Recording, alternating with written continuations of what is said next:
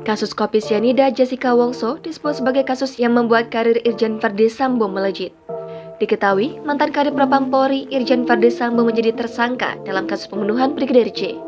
Verdi Sambo kini dipecat dari kepolisian dalam sidang etik dan sedang menunggu vonis hukuman berat atas kasusnya. Kini terkuak keterlibatan Verdi Sambo dalam berbagai kasus sebelumnya. Salah satunya adalah kasus kopi sianida yang sempat viral beberapa tahun silam. Penyidik saat itu adalah Verdi Sambo yang masih menjabat sebagai Wakil Direktorat Reserse Kriminal Umum Polda Metro Jaya. Ia membantu atasannya, Kepala Direktorat Reserse Kriminal Umum Polda Metro Jaya, Brigjen Krisnamurti berhasil mengungkap kasus panas ini.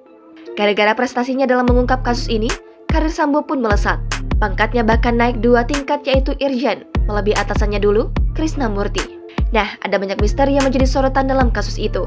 Salah satunya adalah robeknya celana Jessica Wongso, sekaligus misteri bau ikan teri yang muncul. Masalah celana itu diungkap oleh salah satu hakim saat menyidang Jessica Wongso. Hakim bernama Binsar Gultom mencecar Jessica Wongso Kumala Wongso soal celana yang ia gunakan saat bertemu Wayan Mirna Salihin di Cafe Olivier, Grand Indonesia, 6 Januari 2016 silam. Kala itu, Hakim Binsar meminta rekaman CCTV diputar kembali untuk memperlihatkan gambar celana sobek.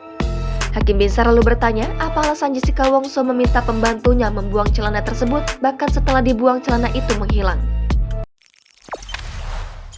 Jangan lupa subscribe, share, komen, dan like ya!